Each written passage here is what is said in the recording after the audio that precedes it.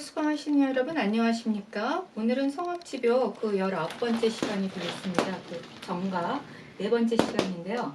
정가 4번째 시간에서 우리가 공부할 거는 친친, 친족을 친하게 함에 대하여, 그 다음에 근엄한 몸가짐, 그 2개를 공부할 예정입니다. 네, 그럼 먼저 친친부터. 처음 시작이 이제 항상 그렇지만 율곡은 친족을 친함에 대하여 친친, 율곡의 시작은 신이 살피건대 하면서 이야기하고 있죠. 신이 살피건대 부모에 대한 효도와 자식에 대한 자애를 미루어 나가는데 친족을 친하게 하는 것보다 앞서는 것이 없습니다. 그러므로 친친을 다음에 두었습니다. 우리 부모 자식 간의 효도, 그 다음에는 어떻게 될까요?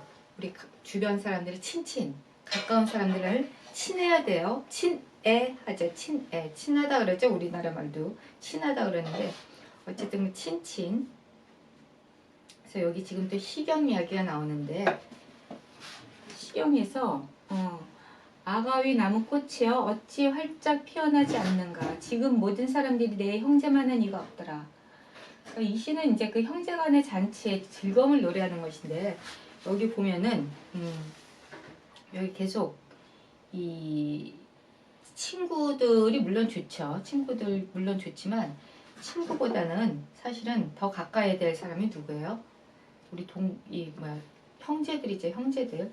그 이야기를 하고 있습니다. 그래서 여기 보면 계속 또 시가 나오는데, 언덕에 할미새가 파득거리네. 형제가 위급한 일을 당하고 있구나.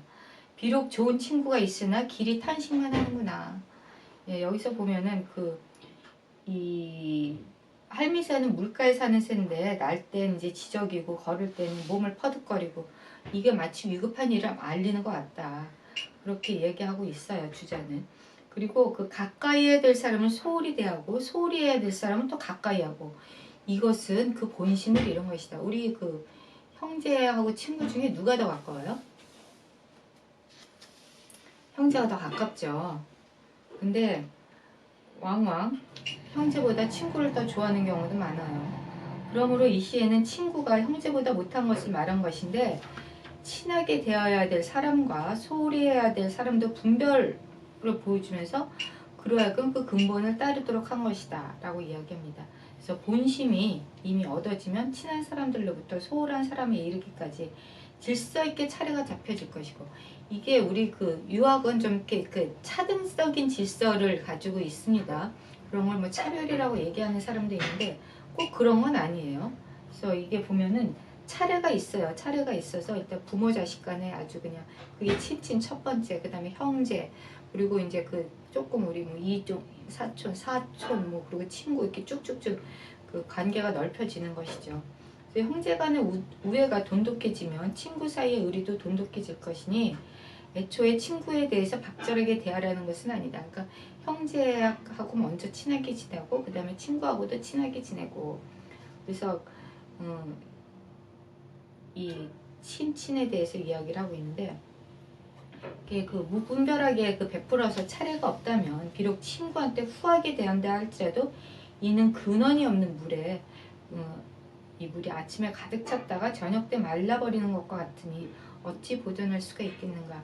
그래서 계속 우리 이 가장 기본적인 우리 현육들, 친친 이런 사람들이 가장 우선순위가 된다라는 이야기를 하고 있죠. 그래서 아내와 자식들이 서로 사랑하고 화합해 마치 금과 슬이 타는 듯 어울리더라도 형제가 화합해야 즐거움이 오래간다.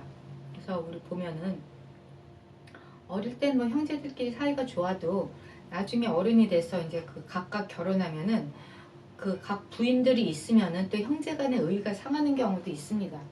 그럴 때 아무리 부모 자기 처하고 아이들하고 사이좋게 지내고 행복하다고 하더라도 형제가 화목하지 못하면 그 가정의 분위기는 어그러지기 쉽다, 그런 얘기를 하고 있어요. 그래서 이 처자의 화목한 즐거움이 있다 하더라도 역시 그 즐거움은 편안하지 못할 것이요, 오직 형제가 화목하고 즐거워야만 온 집안의 정이 서로 화목하지 않음이 없어 처자의 즐거움도 역시 오래갈 수 있는 것이다. 형제들끼리 아주 우애가 돈독하게 잘 지내야 같이 있는 부인들하고도 오래오래 같이 좋은 관계를 유지할 수 있다라는 이야기를 하고 있죠. 그리고 대개 천륜으로 결합관계가 된 이 천륜, 사실 부모 자식이나 형제나 이런 사람들은 사실 천륜이죠. 이 끊을래야 끊을 수 없는 관계입니다. 그렇지만 부부관계는 일륜이에요. 일륜. 사람이 그냥 일륜으로 결합한 관계. 그래서 사실은 그 천륜이 반목하면 일륜도 편안할 수 없다. 그래서 이런 얘기 뭐 우리나라 얘기는 아니지만 어느 나라 그 왕자가 결혼해가지고 그 나라를 떠나버렸죠. 그러면은 그 부모 뭐 할머니 다 형 뭐 다 버리고 자기만 혼자 그 결혼해서 부인하고 떠나버렸어요. 그런 거는 그런 관계는 사실은 바람직하다고 할 수는 없죠. 그런 이야기를 하고 있습니다. 형제가 화목해야 이 부부간의 관계도 오래 잘 행복할 수 있다. 그래서 그거를 이제 그 요임금 이야기를 이제 하고 있는데 요임금은 여기 지금 계속 아내와 자식들이 서로 사랑하고 화합해 마치 금가스를 타는 듯이 어울리더라도 형제가 화합해야 즐거움이 오래간다. 형제가 화목하지 않으면 비록 처자의 화목한 즐거움이 있더라도 그 즐거움은 편안하지 못한다. 제가 한 얘기를 계속하고 있는 겁니다. 그 다음에 요임금은 큰 덕을 잘 밝혀서 그것으로 부족과 친하게 지냈고 부족은 가족들이죠. 자기가 아주 일가 친척 모두 부족이 화목하게 되자 백성을 공평하게 하고 밝게 다스렸다. 수신 제가 치고 평천하라는 말이 어디서도 나왔죠. 일단 수신을 하고 그다음에 부족 제가 하고 그다음에 주변 사람들과 친하게 지내고 그리고 나서 이제 백성을 공평하고 밝게 다스리고 그렇게 되면 이제 백성들이 모두 그 덕을 밝힐 수 있게 되었다. 얘기합니다. 그리고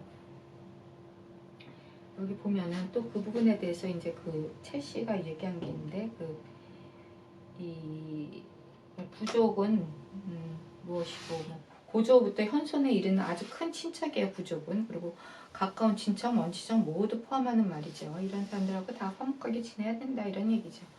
그리고 그 친이란 친근하게 하는 것이고 목이란 서로 친함을 나누는 것이다. 그래서 우리 친목을 다진다 그러죠. 친목.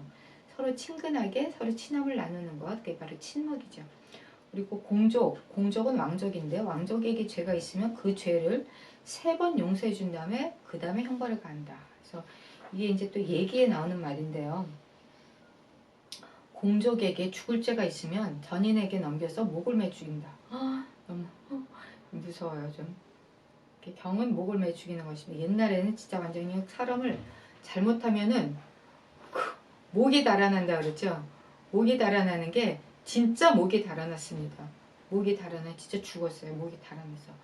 그리고 그 죄를 벌하는 것 역시 전인이 기소 이유를 낭독하고 그 다음에 이 공족에게는 궁형을 내리지 않는다.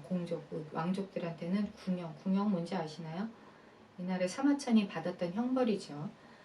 좀 끔찍한 형벌이에요. 그리고 옥사가 이루어지면은 유사가 아무개 죄는 사형에 해당합니다 하면은 그 죄를 용서하라 하고 또 사형에 해당합니다. 그럼 또 그 죄를 용서하라.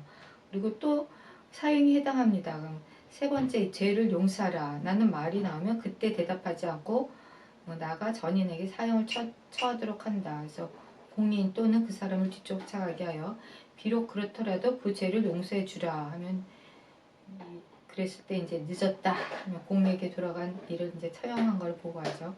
그리고 이제 그 옛날에 그 공족들 이런 사람들은 주로 이제 그 영모에 가담한 경우가 많죠. 왕족들은. 그래가지고 이게 보면은요 그 영모에 가담하게 되면은 아무리 뭐 친형제 부모 자식 간에 얄짤없이 그냥 죽여버립니다. 권력은 좀 무서운 것 같아요. 너무 비정하기도 하고. 어쨌든 그렇습니다. 그래서 그리고 또 이제 그 장락진 씨가 이야기하기를 사심을 둘 수 없다고 해서 법을 다 적용할 수 없으며 의로움을 지키기 위해 은혜를 가릴 수 없는 까닭에 3번 용서하라고 한 것이다. 그리고 그 뒤를 쫓아갔을 때 어쩔 수 없을 상황에 이르러서 이제 소복을 입고 성찬을 들지 않으며 그를 위해 별례한다. 그러면서 이제 또 율곡이 자기 얘기를 하죠. 신이 살피건대. 율곡은 신이 살피건대 하면서 무슨 얘기를 하였는가.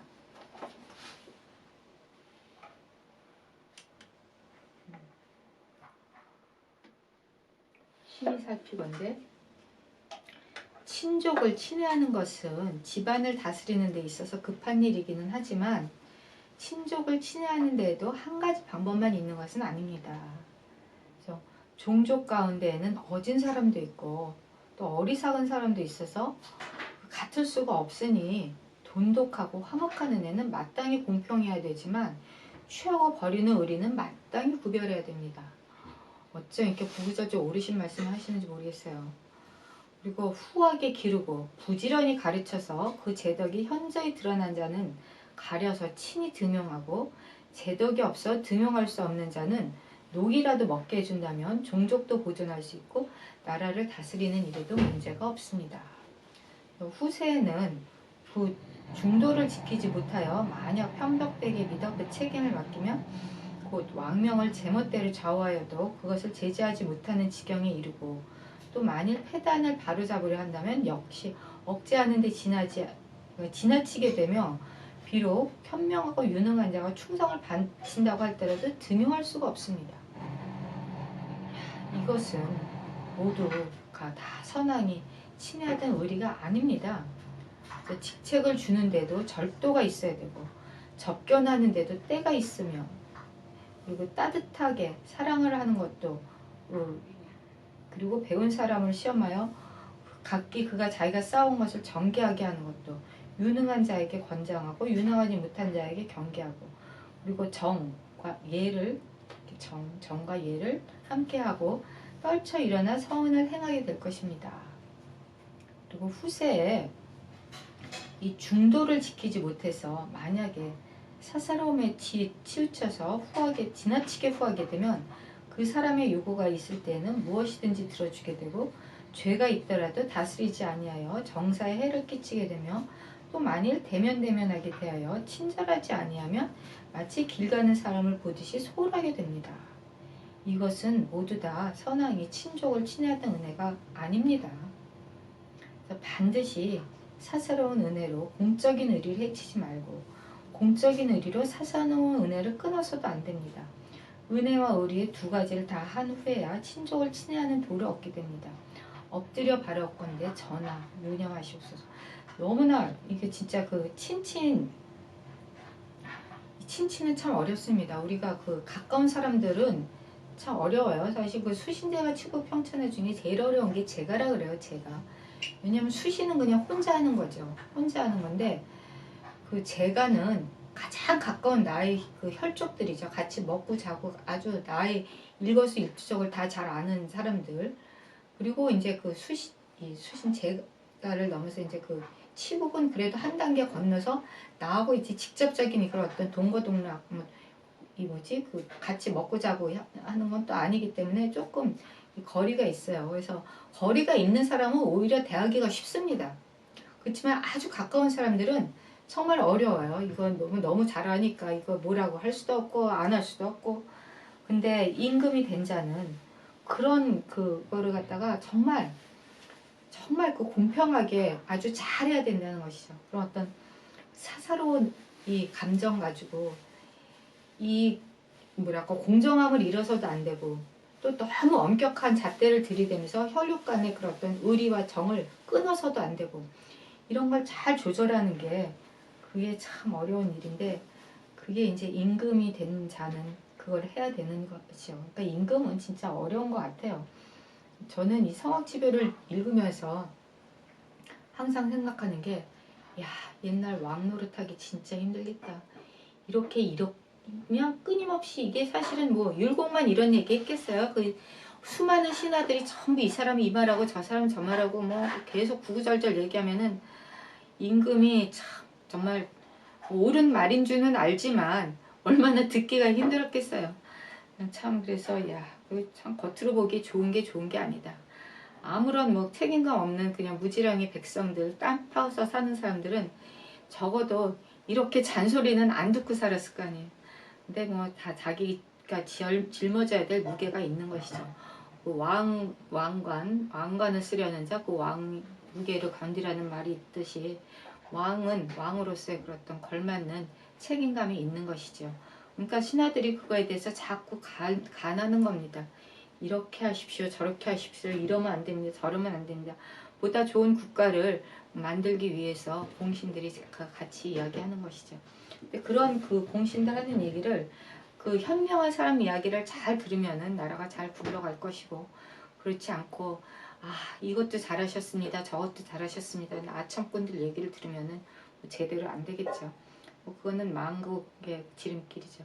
어쨌든 근데 지도자가 진짜 현명해야 되는 거는 사실인 것 같아요. 그래서 이게 듣기 싫은 말이지만 이게 진짜 나한테 좋은 말이다, 이거는 듣기 좋은 말이지만 나한테 안 좋은 말이다, 이런 거를 잘 분별해서 자기한테 좋은 거를 받아들이고 좋지 않은 거는 이렇게 딱 끊어버리고, 이런 또 결단력, 용단력도 있어야죠. 말이 조금 많은데 계속 나가면, 그 다음 근엄. 근엄한 몸가짐에 대하여 임금은 일단 우리 이 근엄은 또 중요합니다. 살피건대, 또 신이 살피건대, 윤리를 바로잡는 일과 은혜와 의리를 두텁게 하는 것에 대한 설명은 위의 4장에서 대강 진술하였습니다. 아까 얘기했죠. 은혜와 의리를 잘 그냥 조정해서, 은혜로서 공적인 의리를 해치지 말고, 그리고 공적인 의리로서 또 사사랑 은혜를 끊어서도 안 되고, 이런 의리와 은혜를 잘 합쳐서 친족이 친애함을 도모해야 된다라고 이야기하고 있는데, 이 두 가지, 그 다음에 이제 그 근엄, 그 다음에 이제 근엄장을 두었는데, 근엄이 왜 필요하냐, 또 여기 지금 신이 살피건대 나오고, 그 다음에 근엄은 이제 여러 가지 또 이야기가 있습니다. 근엄에서는 여러 가지로 또 나뉘는데, 안팎의 분별이 근엄해야 한다는 것, 그리고 사람을 가까이 하거나 대할 때는 또 근엄해야 한다는 것, 그리고 정실과 첩을 분별하는 데는 또 근엄해야 한다는 것, 나라의 근본인 세자를 정함에 있어서도 신중하고 엄격해야 된다는 것, 그런 걸 지금 쭉 얘기하고 있어요. 그리고 외척 관속을 깨우치고 신중히 하고 엄격해야 된다는 것, 그리고 환관을 대할 때도 또 근엄해야 된다는 것, 이걸 이야기하고 있습니다. 하나하나 그 근엄에 대해서 살펴보자면, 얘는 부부가 서로 삼가는 데서 시작되는 것이니 집을 짓는 데 있어 안과 밖을 분별하여 남자는 바깥을 거처하고 여자는 안채 거처한다. 내실은 깊숙이 두어 문을 굳게 닫고 문지기가 지킨다. 남자는 안채로 들어가지 아니하고 여자는 바깥으로 나오지 아니한다. 바깥은 여기 글씨가 틀리네.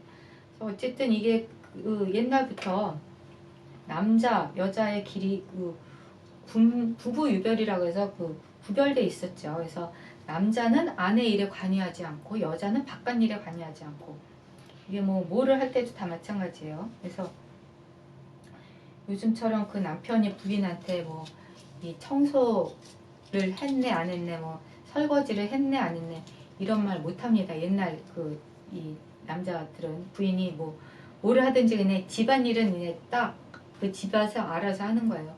반대로 또 여자가 남자가 밖에서 하는 일 시시콜콜 묻고 잘하네 못하네 이런 얘기 안 했습니다. 남자는 남자일, 여자는 여자일, 그러면서 이제 딱 자기 각자의 역할이 있었죠. 그렇게 하는 것이 이제 아주 근엄과 무슨 관계가 있는가, 안팎의 분별이 있어야 되기 때문에 근엄이란 걸 얘기하고 있어요 지금.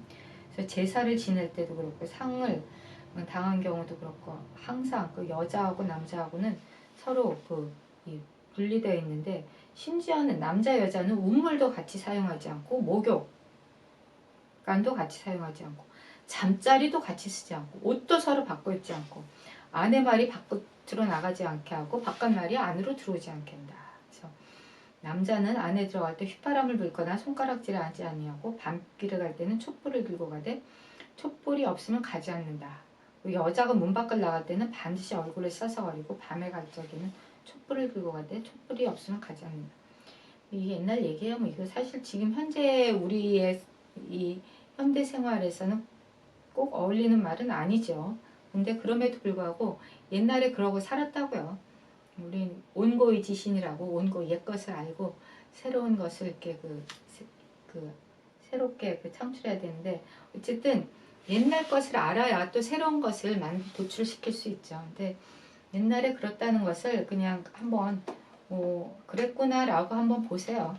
그리고 주역에서 말하기를 집안을 법대에서 벗어나지 않게 막는다면 후회할 일이 없다. 주역 얘가 또 나와요. 주역 가인께가 계속 나오는데 집안을 법대에 벗어나지 않게 막는다면은 후회할 일이 없다. 그러니까 부녀와 아이들이 히덕거리며 울면 마침내 한을 남기다. 이건 또 무슨 말이냐? 이 말도 사실 조금 저는 개인적으로 이해하기가 조금 불편한데 정자가 말하기 같다.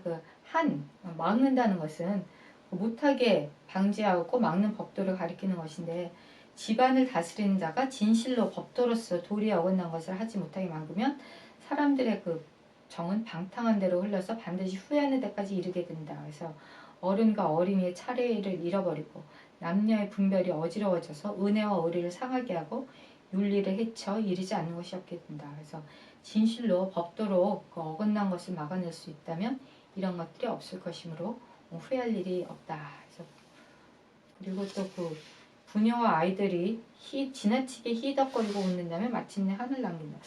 저는 이 말이 조금 이해가 저는 개인적으로 받아들이기 싫은데 집에서 아이들과 부인이 잘 웃으면 좋은 거 아닌가요? 왜 이런 말을 했는지 모르겠어요. 주역 가인께. 그래서 근데 근엄한 것이 지나치면 비록 인정에는 해가 됨이 있다 하더라도 진실로 법도 확립되고 윤리를 바르게 하면 곧 은혜와 의리가 존립될 수 있는 것이다. 그리고 만약 희덕거리고 절도가 없으면 법도가 그 때문에 폐지되고 윤리가 그로 말미암아 문란하게 될 것이니 어찌 집안을 보존할 수 있겠는가 라고 정자 선생님께서 말씀하셨는데 어쨌든 옛날에 그랬다고요. 지금은 나는 이 말은 좀 이해가 안 된다기보다도 좀 받아들이기가 어려워요. 그렇죠? 네, 어쨌든 그래도 유곡 선생님이 하셨으니까 한번 보고는 갑니다. 예, 그다음 계속 사람을 가까이 하거나 대할 때는 근엄해야 한다. 여기서 이제 또 대학 얘기가 나오는데 사람은 자기가 좋아하는 대상에 대하여 치우치고 자기가 천하게 여기고 싫어하는 대상에 대해 치우치고 치우치는 걸 지금 계속 경계하기 위해서 얘기하는 겁니다. 이게 자기가 두려워하거나 공경하는 대상에 대해 치우치고 자기가 슬퍼하거나 가볍게 여기는 대상에 대해서 치우치며 그리고 자기가 오만하거나 나태한 대상에 대해 치우치게 된다. 그러므로 좋아하면서도 그 나쁜 점을 알고 미워하면서도 그 좋은 점을 알 수 있는 사람은 드물다. 이게 지금 치우치편, 이 치우치는 거에 대해서 지금 경계하기 위해서 쭉 한 것이죠.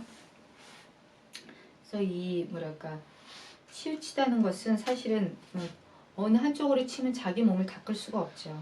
그래서 이 치우치는 거, 그래서 옛날 사람이 자기 자식의 잘못을 알지 못하면 자기 밭에 싹이 자라는 것을 알지 못한다라고 하였는데 이 사랑에 빠진 자는 사리에 박지 못하고 탐욕이 많은 자는 만족할 줄 모른다고 하고 있습니다.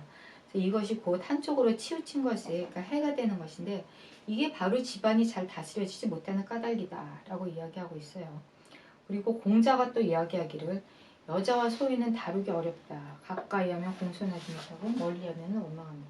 이게 또 이제 아주 그냥 오직 여자와 소유는 다루기 이 얘기를 해가지고 여자와 소유 이게 공자 선생님이 항상 페미니스트들한테 욕먹는 얘기죠.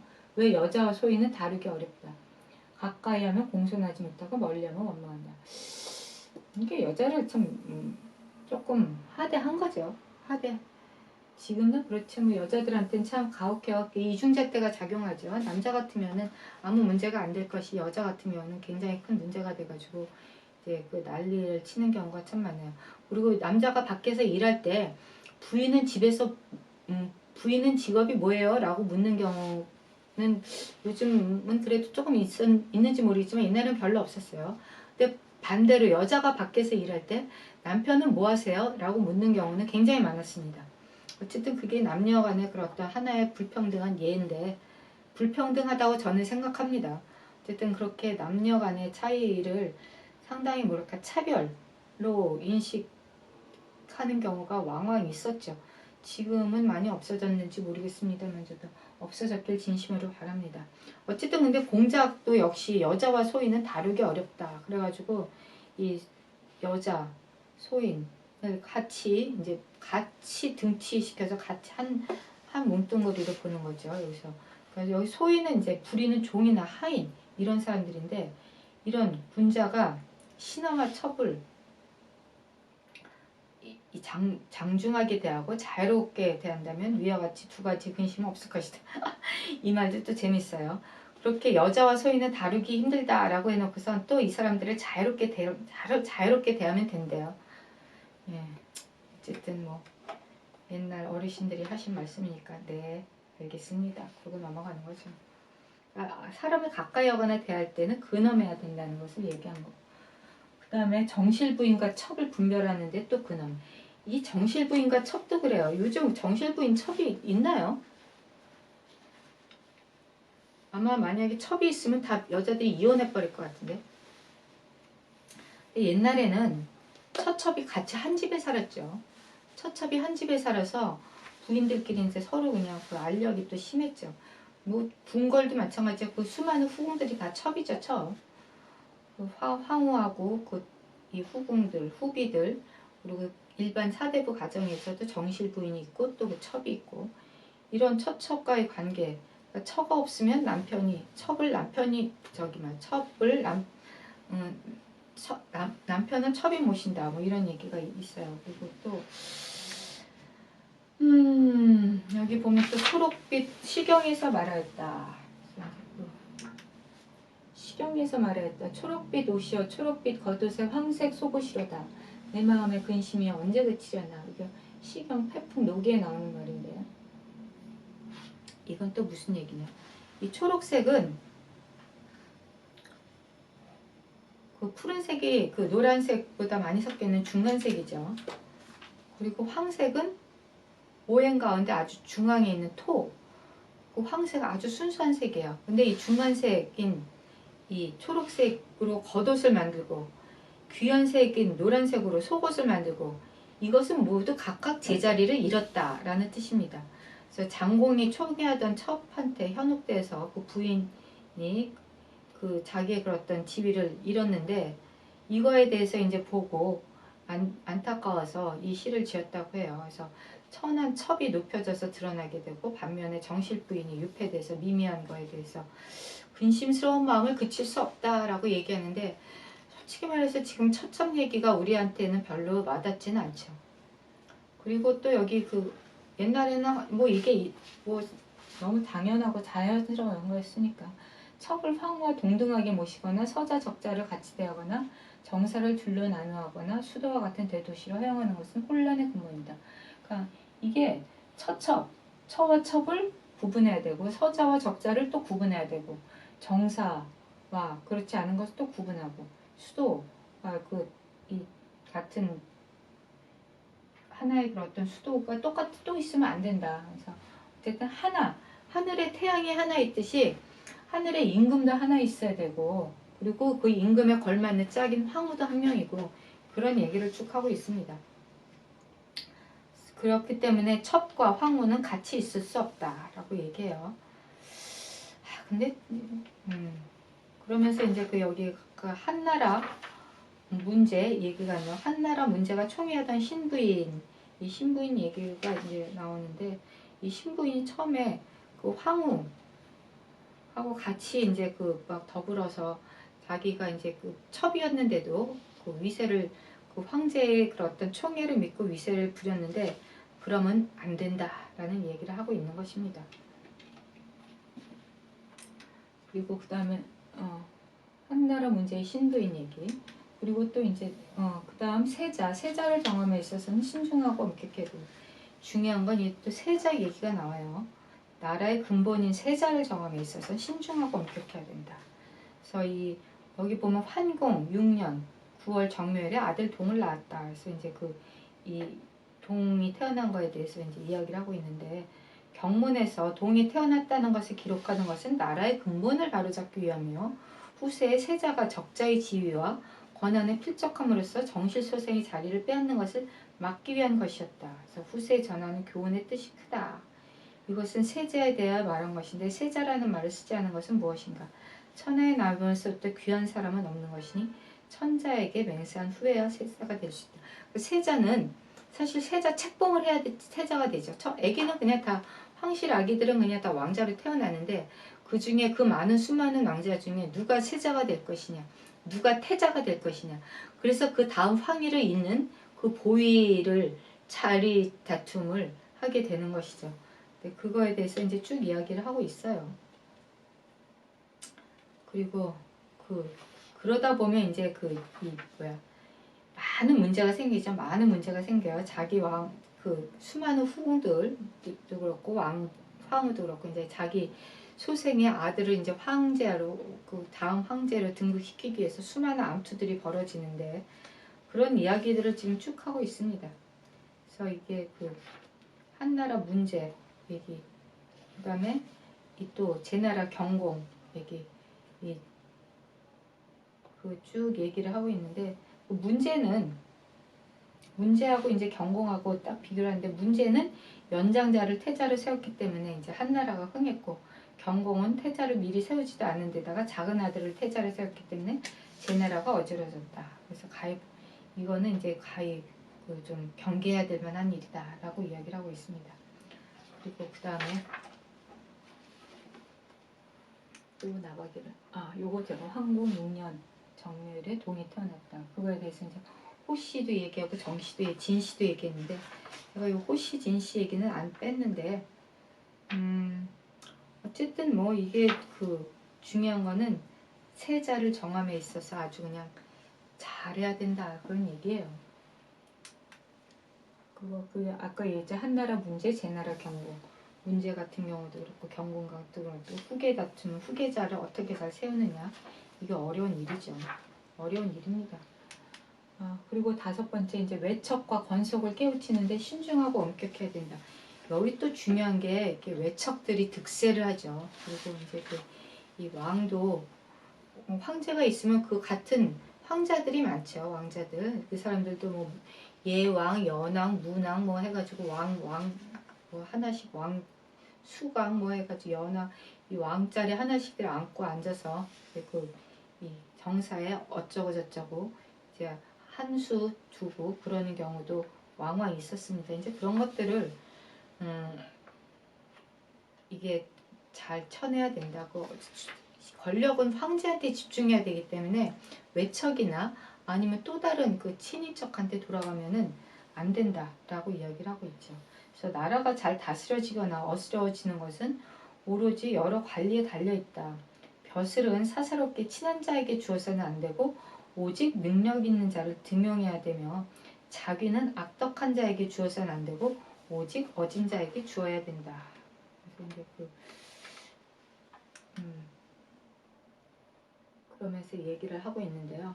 육경과 여러 집사들을 벼슬아치라고 하고 공경, 대부, 사 등을 자귀라고 하는데 벼슬아치는 일을 처리하는 것을 위주로 하기 때문에 능력이 있어야 된다. 자귀는 덕 있는 자에게 임명하는 것이려 어진 자라야 된다. 또 오직 유능하고 어진 사람을 등용하는 것은 나라를 잘 다스리는 근본이요. 사사로이 친애하거나 억덕한 자를 등용하는 것은 나라가 어지러워지는 근본이다. 너무 당연한 말이죠. 그러니까 벼슬아치는 이제 직접 일을 하는 사람들, 이 관료들을 얘기하고요. 그다음에 이 자귀는 이제 주로 임금, 이거는 주로 이제 선천적으로 아버지한테 물려받는 경우가 많죠. 그래서 공후백자나 뭐 공작, 백작, 후작, 자작, 남작 쭉 이제 그런 어떤 자귀들. 근데 이 자귀를 사실은 어진 사람이 뭐 공작, 백작 해야지 이게 못된 인간이 그런데 딱 자기를 차지하고 못된 짓 하면 그거 진짜 괴로운 일이에요. 그래서 벼슬자리와 그런 자기를 개인적으로 친밀한 자나 악덕한 무리에게 주는 것은 이거는 사사로운 정이 가려진 것이고 하늘의 총명을 본받는 것이 아니다. 그래서 이 주로 이제 왕이 주는데 이 한나라 이제 여기 보면 또 이 한나라 외척 얘기가 나와요. 한나라 문제 때 두후라는 황후가 있었는데 그 오빠가 이제 장군, 소군 이런 아주 훌륭한 장군들이었어요. 그래서 이 사람들이 훌륭해가지고 사실은 등용하려고 그랬는데 이 부인이 아니라 누이가 황후기 때문에 그냥 다 뿌리치고 그리고 그냥 아주 조용히 살다 갔다는 거. 그래가지고 사람들이 오히려 그 사람들을 굉장히 칭송하고 우러러보고 좋아하고 그랬다고 합니다. 그 다음에 또 성제 때도 역시 마찬가지. 성제 때 이 성제는 그 외척, 그 엄마가 왕정군인가? 어쨌든 왕씨들 해서 왕씨들이 그 득세하는 때가 있었죠. 그 전한 말기. 그래서 전한이 그 왕씨 때문에 일단 살짝 망해요. 그 왕망의 난 일어나서 전한이 망했다가 다시 또 이제 그 누구지? 다시 이제 재건을 하죠. 이제 그런 얘기들이 쭉 나와 있습니다. 그래서 이게 그 왕씨들이 막 서로 득세를 가지고 자기네들끼리 죽고 죽이고 난리를 치는데 이게 성제가 그거를 어떻게 제어를 못해요. 그래가지고 결국은 이제 그 아까도 얘기했지만 왕망의 난이 일어나면서 이제 그 전한이 문을 닫게 되는 그런 슬픈 역사가 한나라에 있었죠. 그리고 그래서 이제 다시 율곡이 신이 살피건대 하면서 그 외척의 화는 역사상 끊임없이 기록되어 있지만 여기서는 그 두 사람만을 기록하였습니다. 그 두씨, 그 한나라 그 문제왕후 두씨, 두후 그리고 성제 얘기를 하는데 두씨의 현명화는 가히 법도를 삼을 만하고 왕씨의 간악함은 경계를 삼을 만합니다. 왕씨는 이제 그 성제 그 외가 쪽이죠. 외가 쪽 외척. 그래서 문제가 광국을 재상으로 삼지 않은 것은 내심으로 자질이 부족하다고 여기고 그 혐의를 피하기 위해서라고 하지만 이 문제는 잘 알지 못하고 말하는 것입니다. 그는 자손들을 위하여 생각함이 기뻤던 것입니다. 한나라 문제 얘기를 하는 거예요.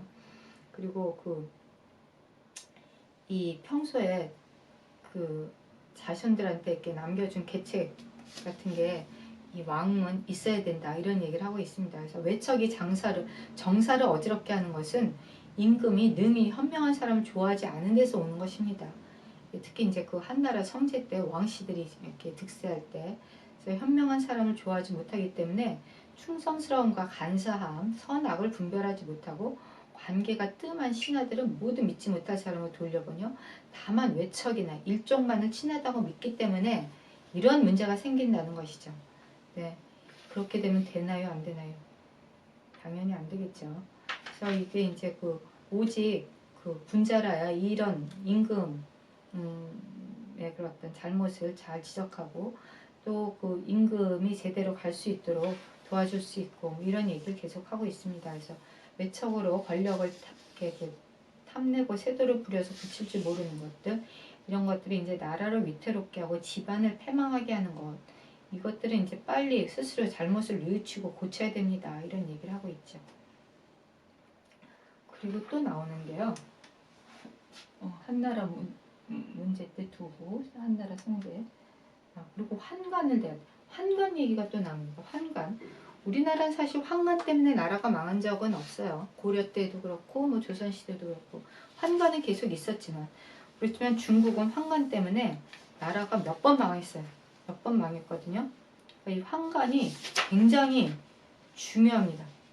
이 중국 역사에서는. 그래서 여기 보면 시경에서 또 말하기를 교훈도 깨우침도 되지 않는 말은 오직 부녀자와 환관의 말이다. 이건 뭘또 좀 환관과 부녀자를 이제 같이 묶어서 이야기를 하는데 이런 거 보면은 진짜 그 동양의 그런 어떤 여자를 이렇게 하대하는 것들 보면은 요즘 페미니스트들한테 욕먹을 만해요. 저는 그렇게 생각합니다. 어쨌든 그 내시는 임금을 가까이 모시는 사람이죠. 이게 아주 임금하고 가장 밀접하게 되어 있기 때문에 이 사람들의 권력이 어마어마했어요. 어마어마해서 이 내시들, 환관들이 그 어리석은 황제 하나 딱 앉혀놓고 자기가 정권 좌지우지한 경우도 엄청 많았죠. 근데 이 사람들은 진짜 그 아주 이 소인배인 것이 자기 자신의 사사로운 욕심만 차리지 진짜 국가와 나라를 위해서는 관심이 일도 없다는 것 그거를 이야기하고 있습니다. 그래서 환관의 이름이 알려진다는 것은 나라가 상스럽지 못한 일이다. 환관이 자꾸 이름이 등장하면은 그 문제가 있다는 얘기예요. 그리고 여기 지금 당나라 환관 구사량이라는 사람이 있는데 이 사람이 기가 막힌 말을 합니다. 뭐라고 얘기하느냐. 천자는 잠시라도 한가롭게 두어서는 안 된다. 항상 사치로서 눈과 귀를 즐겁게 해줘서 날로 새롭게 하고 달로 성대하게 즐기도록 하여 다른 일에 관심을 가질 겨를이 없게 해야 된다. 그런 뒤에야 뜻을 이룰 수 있다. 삼가 조심해서 황제가 책을 읽거나 그 유신들, 그 유학자들을 가까이 하지 않도록 해야 한다. 만약 황제가 전대의 흥망을 보고 마음속에 근심하거나 두려워할 일을 알게 되면 우리를 멀리하고 쫓아낼 것이다. 이런 얘기를 합니다. 그 당나라 시대 환관 구사량이. 그러면서 이제 그 이 구사량뿐만이 아니라 진나라 때 그 조고 있죠. 또 한나라 때 그 장양 조충, 그리고 뭐 기타 등등 엄청 많은 못된 환관들이 나라를 망가뜨린 사람들이 많죠. 임금이 된 사람들은 이런 환관의 말을 믿고 가까이에서는 안 됩니다. 그래서 신이 살피건대 환관의 예는 지금이나 그때나 반드시 있을 수 있으니 임금께서는 친근히 생각하여 정의하게 그 임금하고는 환관이 항상 붙어 있으니까 너무 깊이 가까워져서 비밀까지 알게 돼서 그 선을 좋아하는 임금의 마음을 점점 그 녹이 없어지게 하고, 그리고 어쨌든 자기 임금으로 하여금 환락에 빠지게 하고 자기가 그런 어떤 권력을 탐하고 또 권력만 탐하네 재물도 탐하고 그러면서 이제 그 나라를 망가뜨리는 환관은 항상 조심해야 됩니다. 라는 이야기를 하고 있죠. 그리고 마지막으로 이제 이 근엄을 다룬 장에서는 집안을 다스리는 도리가 갖춰져 있는데 대개 안팎을 분별하여 예법으로서 한정하면 남녀가 각각 그 올바른 위치를 지킬 수 있고 편벽되고 사사로운 마음을 물리치고 공정한 것으로 임하면 좋아하고 싫어하는 것이 모두 이치에 합당하게 될 것입니다. 라고 얘기해요. 그리고 정실부인과 처부의 구별을 엄격하게 하고 나라의 근본을 정하는 것을 신중하게 하고 친척과 권속들의 겸양의 덕으로 가르치고 환관들을 법규로 규율하고 근본을 예법으로 한정하고 공정하게 해야 됩니다. 이게 예법이 엄하지 않고 마음이 공정하지 못하다면 아름다운 말이나 선한 정치라도 모두 공허한 조문입니다. 그래서 이른바 예법이 엄하다는 것은 궁중기강이 잘 정돈되고 엄숙하고 높은 사람과 낮은 사람, 어른과 어린 사이에 가지런하게 질서가 잘 잡혀서 감히 분수를 넘지 않고 친척, 권속들도 삼가하고 조심하고 감히 사사로이 통하거나 청탁하지 않는 것을 말합니다. 그래서 이른바 마음이 공정하다는 것은 안팎을 한결같이 봐서 조금도 치우치고 얽매는 일이 없고 궁궐 안에서는 선한 일을 한 자나 악한 일을 한 자나 그리고 친척들 가운데는 충성된 일을 한 자나 죄를 범한 자나 모두 그 유사에 맡겨 형벌과 상을 논하게 해서 한결같이 정당하게 처리하는 것을 말하는 것입니다.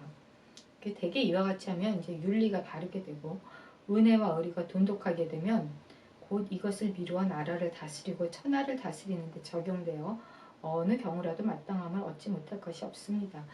엎드려 바라옵건대 전하 유념하시옵소서 라고 또 끝맺고 있습니다. 네, 오늘은 여기까지 하고요. 다음 시간에 계속 이어서 하도록 하겠습니다. 수고하셨습니다. 감사합니다.